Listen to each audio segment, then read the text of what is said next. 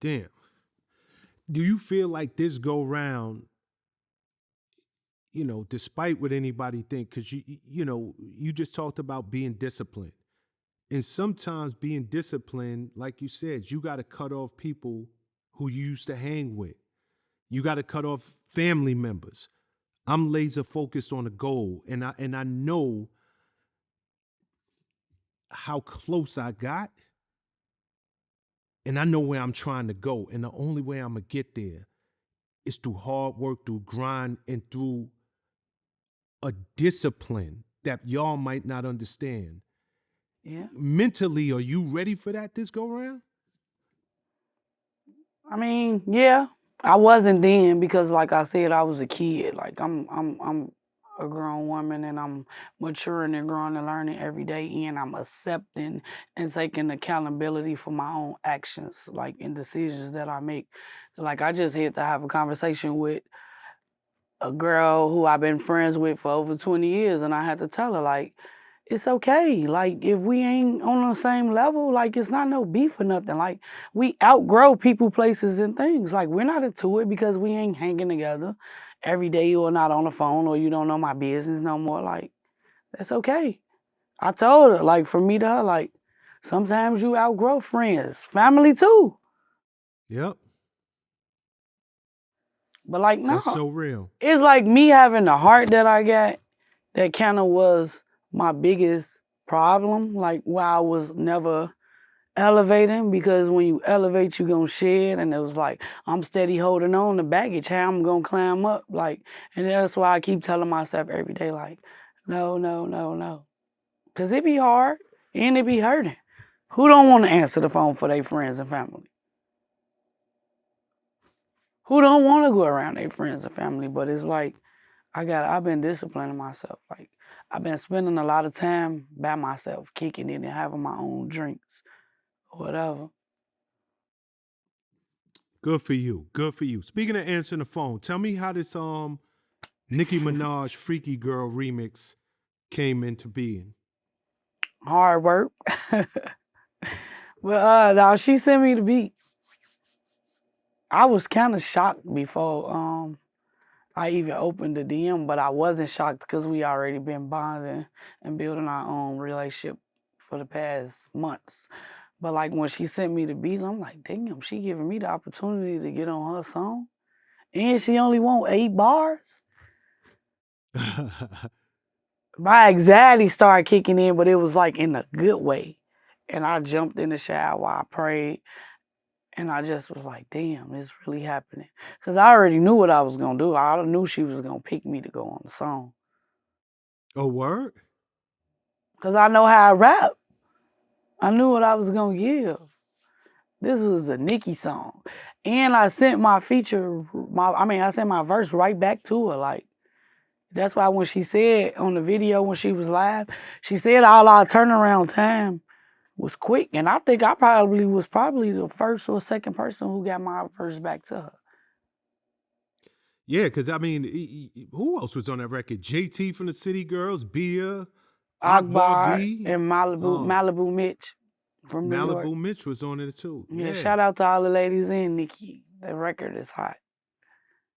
So when Nicki hit you up, are you sitting there like, because I mean, you got 10 years, and I really want to talk about this part because it's somebody who's rapping, it's somebody who is trying to build a business. It's somebody who's been working so hard trying to get to the next level, and it feel like they're watching their peers come in after them and blow up before them.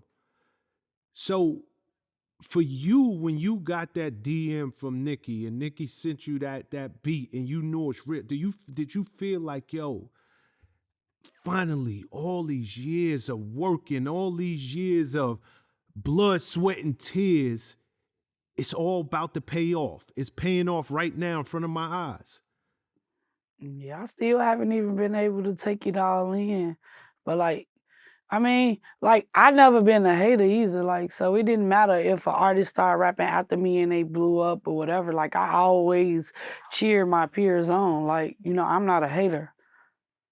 But it's like it's a different feeling when you really work for it. Like all the sacrifices, the blood, sweat, and tears, as you stated, everything. Like this ain't happened overnight, and I ain't tripping though. Like, cause we all got our own journey in our life already written out anyway. Like, so it's like I was willing to take the risk, like to do what I gotta do. I ain't done.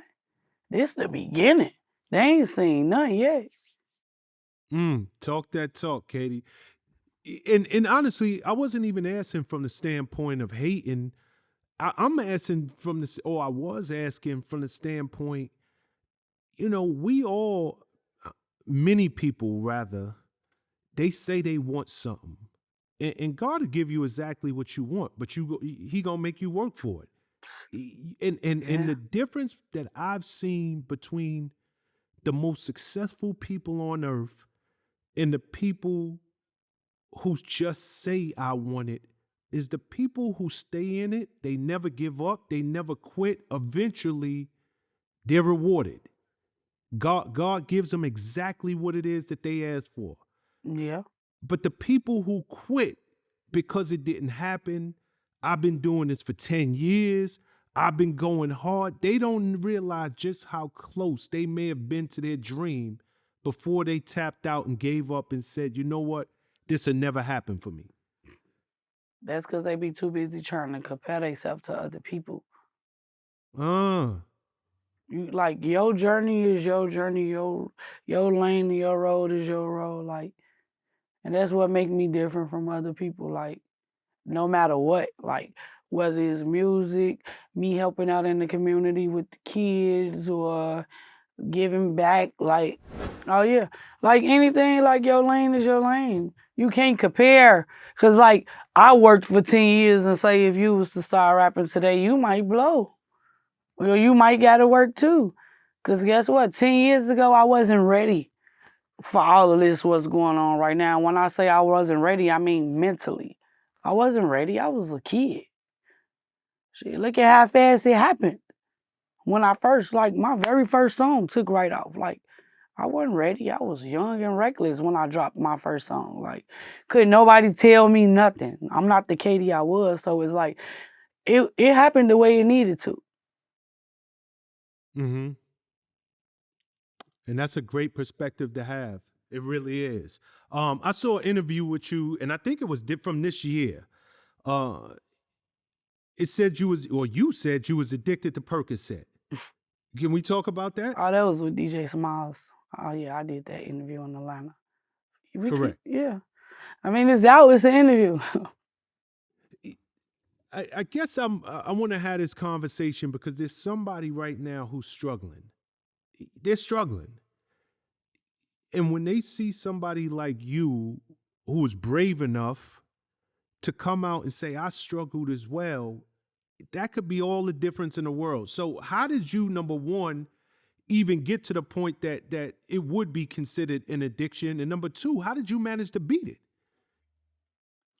It's a mad thing, really. It's really the discipline, because your man will believe whatever you tell it. So it's like, if I was saying, oh, I need to get off this, or because it was helping with my anxiety, really. That's the main thing why I started doing it. But it was like, once I started seeing, like, everybody from my generation on under, even people who older than me, was getting, like, caught on to it. And I'm like, shit, we look like young crackheads. Like, pills and lean, like, that's like, come on now.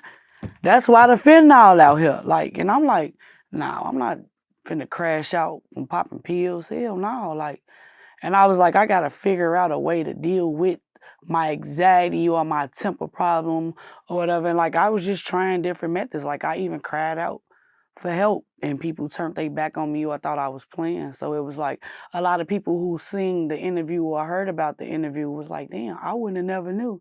No, you wouldn't.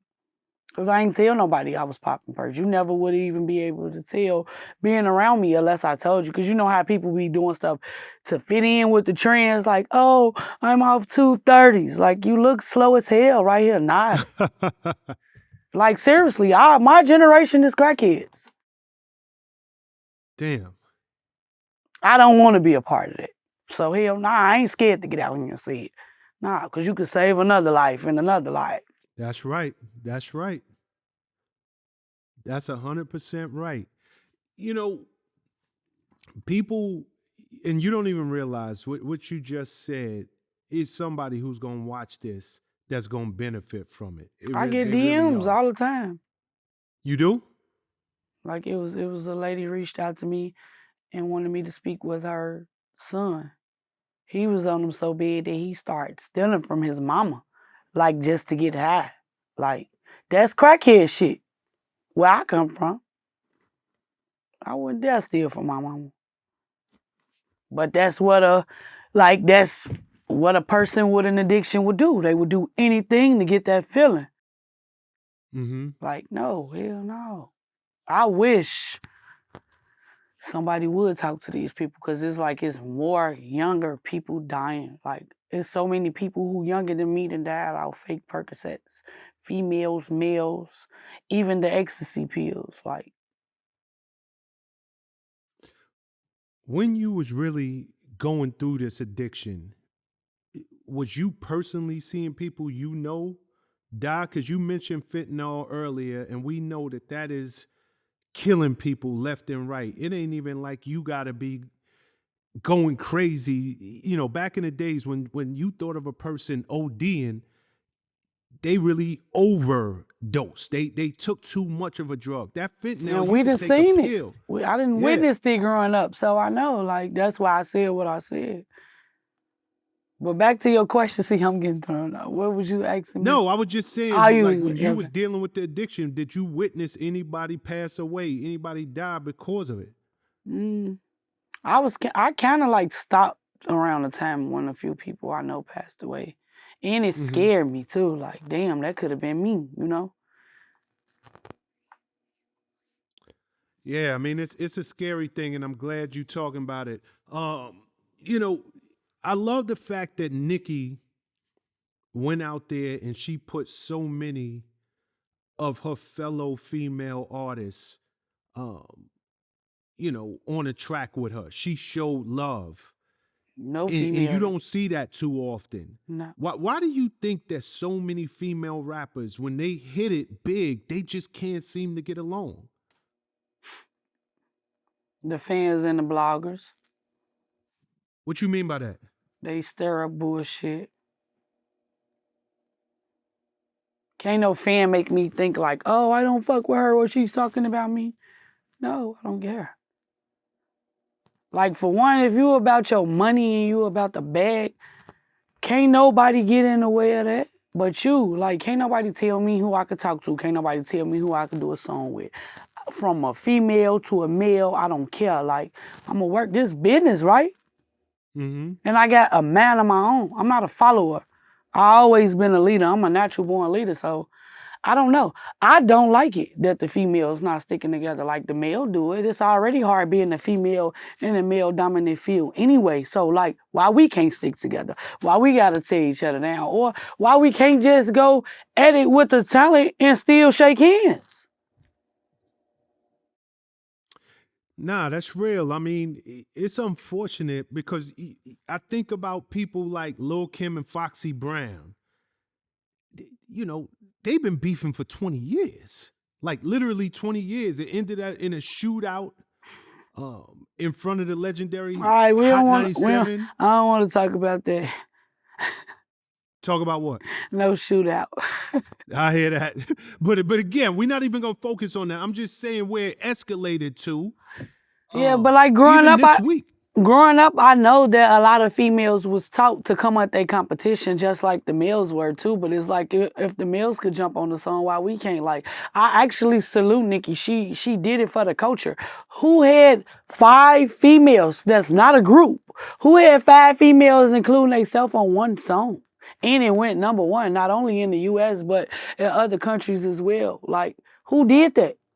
She did it for That's the real. culture. Like, I No, salute that's her. why I applaud her. That's why I applaud her because it just feels, and I could be overthinking this, but it feels like when female rappers blow, they just can't seem to get along. Even this week in particular, you probably heard about this. I think it just came out today.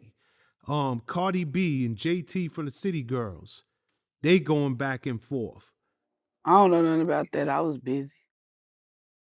Yeah, well, I'm sure when you walk up out of here, you're gonna see it. But it's always I'm trending on the internet would- right now, so I don't know. I don't see nothing but me. Like, I talk love that both talk, of them. Katie. Shit, like, shit. I was just on WGN News doing my iconic dance. That's the last thing I just saw on the internet. I don't know nothing about none of that. Okay, so speaking of unifying the female rap community, can I ever expect to see a collab between you and Asian Doll? I don't know. I don't have an issue with Shorty. I So don't it's know. possible.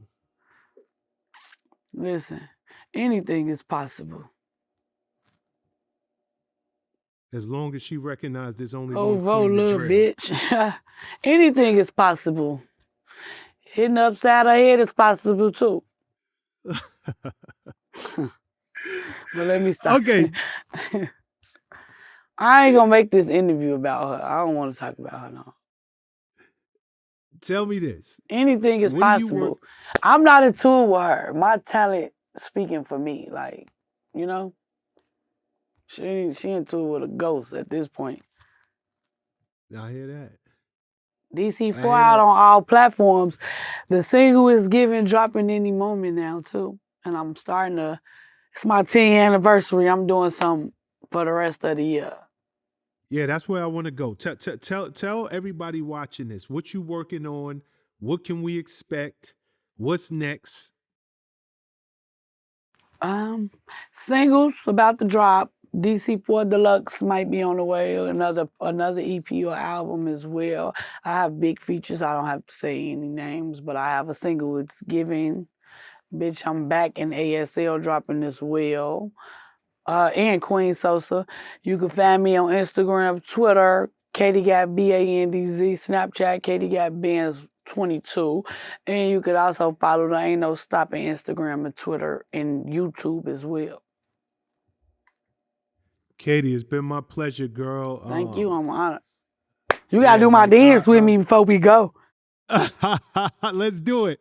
Why? I don't usually get on camera, but I might have to do this. You gotta. This is an iconic moment. Come on now. 10 years from now, after 10 years, think about it. Nah, They're gonna have me in the Wax Museum and I'm gonna be on the Walk of Fame. Watch when I tell you. See, doing my dance. I love that talk. I love that talk. When they have you on the Walk of Fame, I'm gonna come out there. Yeah, you better. Take a picture next to the star on Hollywood Boulevard. Yeah, young OG, you hear me? Nah, 100% a young OG. Katie, it's been my pleasure. Thank you so much for your time. You know, I know you've been through a lot, but it's always such a beautiful thing to see people who rise above all of the adversities and conflict that they go through. So I know the best is yet to come for you, and I'm rooting for you, girl. Appreciate you. I'm honored to be here. Make sure y'all download and stream everything. DC4, put her in the dirt, is giving on the way. Go vote, little bitches. Will do. Peace. See you later, girl. Peace. Peace.